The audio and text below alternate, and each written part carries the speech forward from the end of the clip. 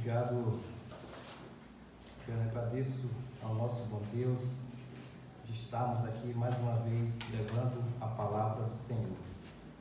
E agradeço também ao pastor Souza, também agradeço desde já a irmã Ana, também que faz parte. Há 10 anos atrás cheguei aqui e a irmã Ana também me ajudou muito, como o irmão Armando, a irmã Inês, todos vocês. E cheguei tímido, assim como o Marcelo chegou, mas depois a gente foi desenvolvendo, né? Pela honra do nosso Senhor Jesus Cristo. Amém? Amém. Vamos abrir nossas Bíblias no Evangelho de Jesus, conforme Lucas escreve, capítulo 22, Lucas, capítulo 22, versículo 50 e o 51. Só esses dois. Amém? Todo mundo? Amém. Ele diz assim: um deles feriu o servo do sumo sacerdote e cortou-lhe a orelha direita. Mas Jesus disse: deixai-vos, basta. E tocando-lhe a orelha, o curou. Amém?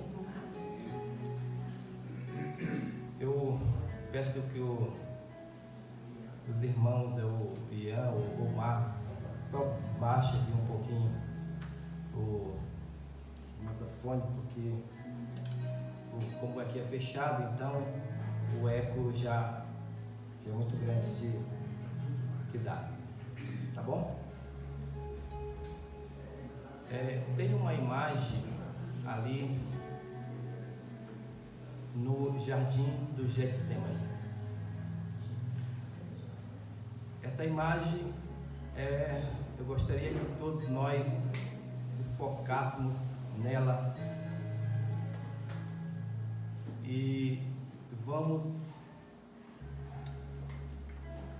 assistir e presenciar os fatos dessa cena. Um fato que ficou marcado e escrito na palavra de Deus. Uma pessoa secular aí da Bíblia, um homem chamado Malco. E vamos tentar entender nessa imagem como que Jesus, com seu amor tão grande, conduziu esse momento. Esse momento foi os últimos momentos de Cristo prestes a padecer na cruz do Calvário. É daqui o julgamento cruz. Daqui ele sairá para o julgamento cruz. Lucas retrata o que Pedro faz, mas também retrata aquilo que Jesus faz. Se você ler Mateus, Marcos, João, você vai ver que quando Pedro desembanha a espada e vai para cima do servo Malco, Jesus exclama dizendo assim: Pedro, guarda a espada. Você vai atrapalhar o meu propósito. Você está impedindo que eu beba do cálice. Ele quer dizer, o meu propósito precisa acontecer. Judas entra no Getsemane. Com um beijo ele trai o amado. E a palavra de Deus diz assim: vocês vêm com paus contra mim.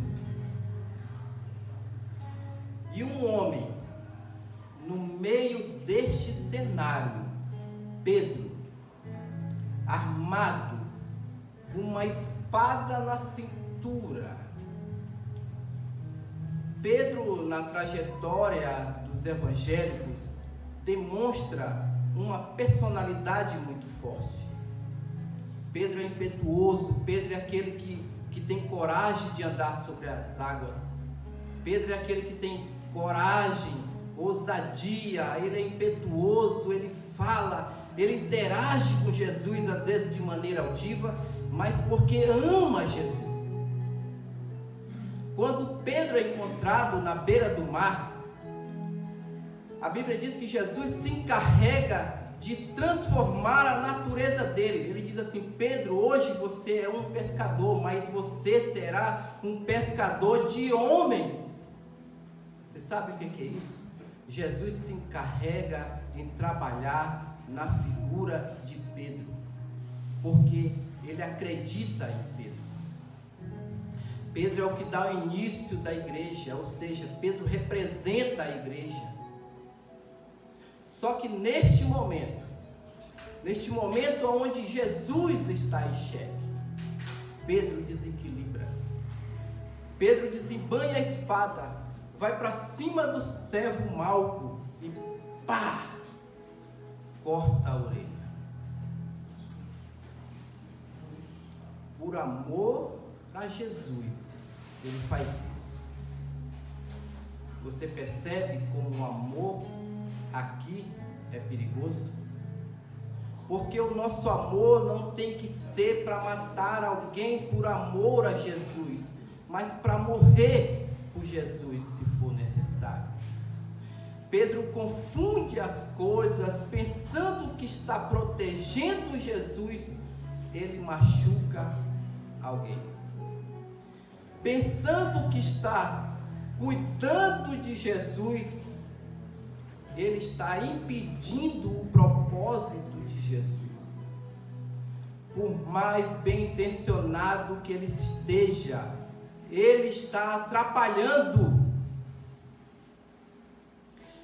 E nós já fizemos muito isso como igreja. Nós já matamos muitas pessoas. Nós já cortamos muitas orelhas. Nós já mandamos muita gente embora. Nós já machucamos muitas pessoas. Por conta de besteira, nós matamos pessoas. Porque pensávamos que estávamos defendendo Jesus. Não, com essa roupa você não entra. Não, assim você não pode chegar até Ele. Porque pensávamos que estávamos defendendo Jesus. A gente matou muita gente.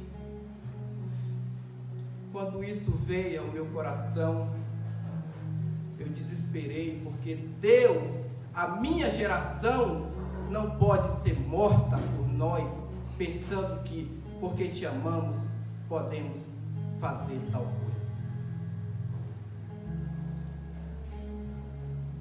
Pedro estava num ambiente de intimidade com Jesus, no Getsemane. Mas ele não compreende o coração de Jesus, porque não faz sentido. Na cabeça de Pedro, esses homens vão matar o meu amado, e Jesus sabe disso. Esses homens vão ser mal com o meu amado, e Jesus sabe disso. Não somos nós que temos o direito de fazer juízo de quem chega até Cristo, se as intenções são boas ou sem mal. Quem define é Cristo. Mas já, por mais bem intencionados que fomos, descartamos pessoas. Quantas pessoas machucadas em nome de Jesus até hoje? Quantas mulheres machucadas em nome de Jesus até hoje por dogmas de homens? Quantos ministérios assassinados? Gente que até hoje não pode voltar porque foi decepado, porque quem fez pensou que estava fazendo certo. Veja, entenda isso. Não estava. Pensou que estava, mas não estava. Pedro, na cabeça de Pedro, mas Senhor, eles vão matar você. E Jesus está dizendo: mas isso não pode alterar a minha natureza. Mas Senhor, é eles que vão crucificar você, mas isso não altera quem eu sou. E a palavra de Deus diz: como ovelha muda foi levada ao matadouro, eu não vou fazer ao contrário. Não é pela tua espada que se perfaz a justiça, não é pelo teu desejo que se perfaz a justiça, não é pelo teu paradigma que alguém se torna santo ou descrente. É Cristo. Aí a Bíblia diz que mediante a cena de Pedro, Jesus pega na orelha de Malco, e Malco está morrendo de medo. Na cabeça de Malco, se os servos dele são assim, imagina ele. Já parou para pensar que isso acontece muito? Se os servos dele são assim, imagina ele. Mas ele é diferente. Deixa eu dizer para você que foi machucado em nome de Jesus. Ele é diferente de nós. Me perdoa, mas ele é diferente de nós. Ele não tem espada, ele tem justiça, amor, misericórdia, benevolência, temperança. Ele é equilibrado, ele é um justo juiz, mas ainda é o teu advogado. Ele pega a orelha de Malco. Ele está dizendo assim para Pedro: Pedro, o que você fez em meu nome, eu desfaço. O que você fez para me proteger, eu desfaço. O que você fez por amor a mim, eu desfaço por amor a todos. Eu desfaço. Mas ele vai te crucificar. Mesmo assim, eu desfaço.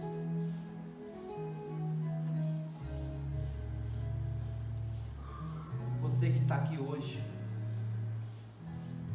foi machucado porque alguém feriu você, cortou você, porque ele pensou que tinha direito de machucar.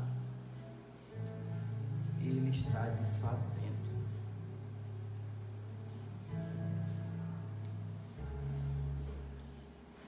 Malco, ele foi transformado por Jesus no Getsemane, naquele momento. Malco era um servo do sumo sacerdote Caifás.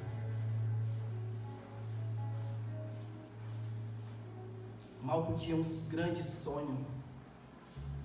Os sonhos de Malco foi por água abaixo no momento que Pedro decepa a orelha. Mas Jesus cura Malco.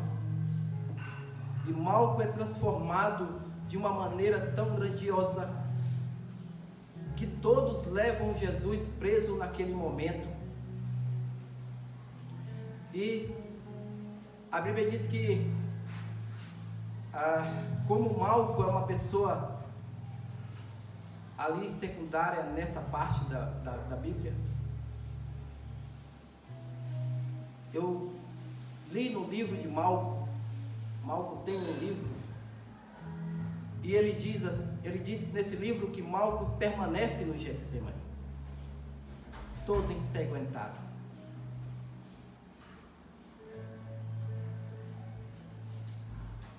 Malco, ele chega a dizer que o sumo sacerdote Caifás, ele só tem um momento que ele chega na presença do Senhor. Aquele momento era um momento tudo conturbado. Os sumos sacerdotes corria numa trajetória, numa batalha imensa para tirar Jesus da reta, tirar Jesus do caminho. E no momento que o sumo sacerdote Caifás chega na presença do Senhor, é uma coisa engraçada, porque Malco chega, que esse é o único momento que ele chega até Deus, é quando ele contrata duas pessoas, uma mulher chamada Lídia e a outra Zara. Zara vai para, quando os soldados levam Jesus para o julgamento, começa um boato muito grande naquele momento que Malco foi morto.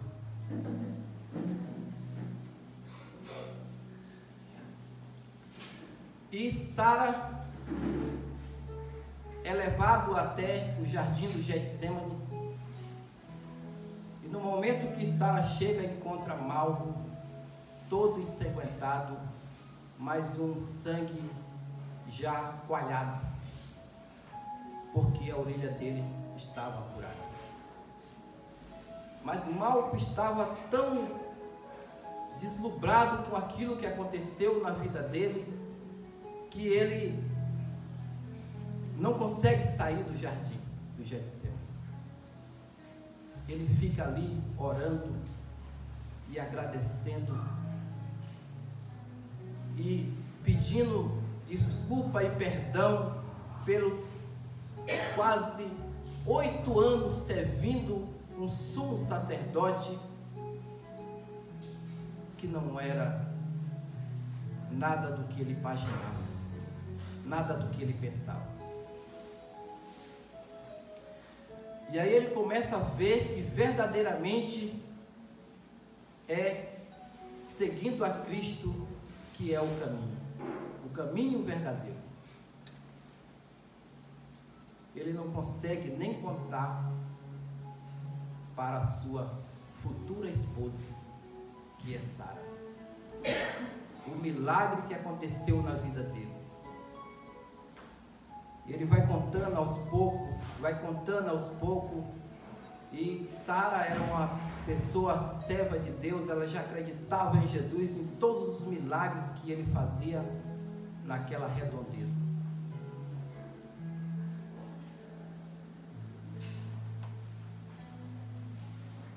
Se porventura algo ou alguém quer impedir as promessas do Senhor em tua vida, creia que o Mestre Jesus Cristo quer restaurá-lo agora.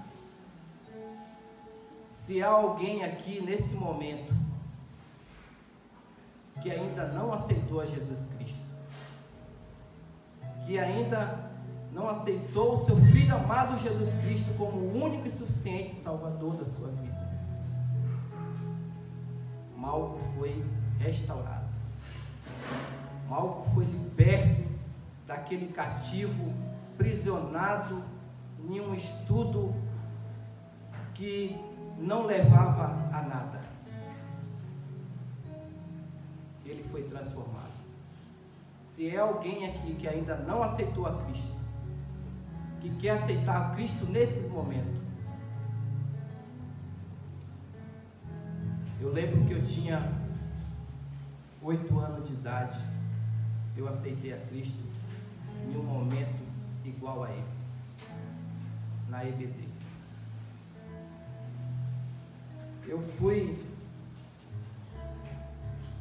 tocado por Cristo numa EBD. Foi nesse momento que eu aceitei a Jesus Cristo. A minha mão suava, eu fiquei trêmulo. Eu não sei se é a sensação que todos aqui, quando aceitou a Cristo, teve. Mas eu aceitei a Cristo naquele momento. E eu lembro que um colega meu pegou na minha mão e me levou até a frente do altar. E mais pessoas vieram para a honra e glória do Senhor. Se há alguém aqui que ainda não aceitou a Cristo, que está desviado da igreja, afastado do Senhor, levante sua mão. Se há alguém aqui que ainda não aceitou a Cristo, que quer aceitar Cristo nesse momento, levante sua mão, porque Ele está de braços abertos para te perdoar todos os seus pecados, todos, nenhum ficará encoberto, todos, porque é só Ele. A palavra de Deus diz assim: Tomé, naquela situação, preocupado com tudo, porque Tomé era a única pessoa que era totalmente, ele não acreditava nas coisas, ele precisava ver para acreditar.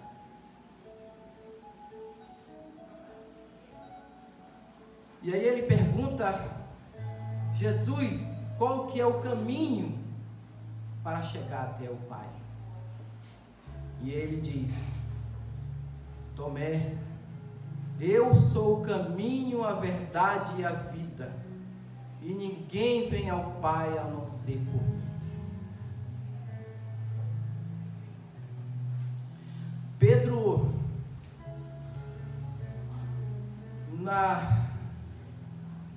Pedro em João, acompanha comigo.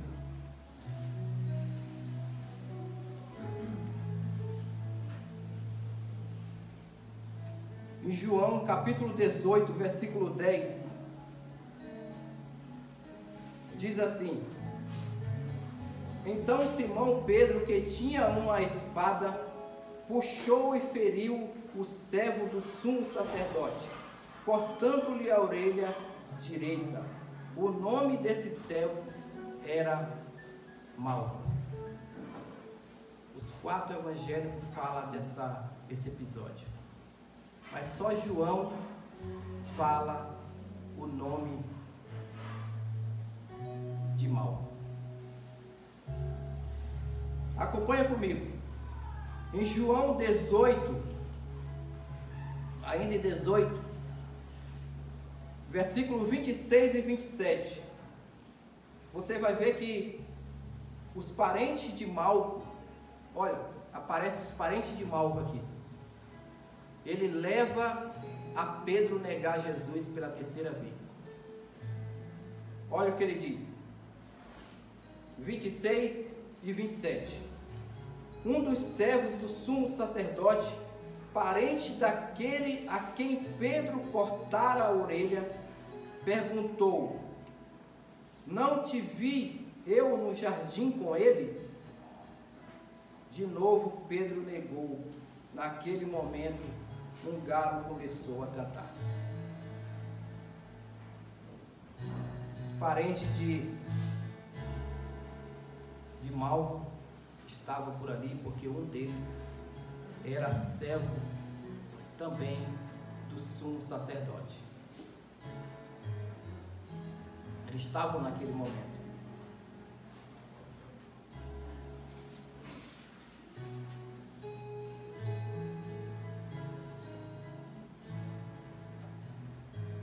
Em João capítulo 20, versículo 30 e o 31, Jesus operou na presença de seus discípulos muitos outros sinais miraculosos que não estão escritos neste livro.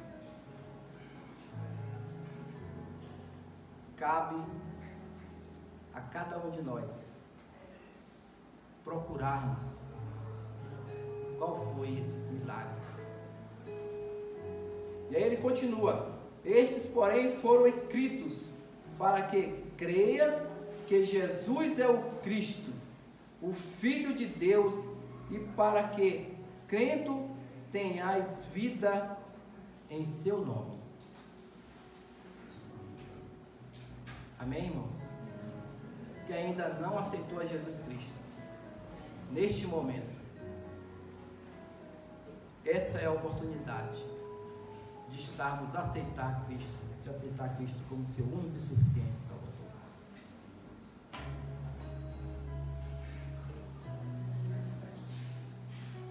Quero finalizar essa mensagem dizendo para os irmãos o que Cristo falou. Mais uma vez: eu sou o caminho, a verdade e a vida. Ninguém vem ao Pai a não ser por mim.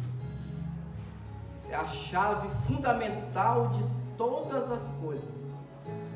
Quando começamos a crer em outras coisas que não seja Cristo. Reflita sobre isso, que a partir deste momento os seus sonhos não possa ser impedido por coisa alguma. Malco tinha um sonho, mas no momento que ele foi cortado, quando Pedro, o próprio Pedro, cortou a orelha de Malco, o sonho dele mudou, foi para outro rumo. Então, a palavra é bem clara: nem todos os sonhos que temos, se não for colocados na mão do Senhor, eles não serão realizados. A palavra de Deus diz: buscai em primeiro lugar o teu reino e toda a sua justiça, e todas as coisas vos serão acrescentadas. Amém? Que Deus abençoe.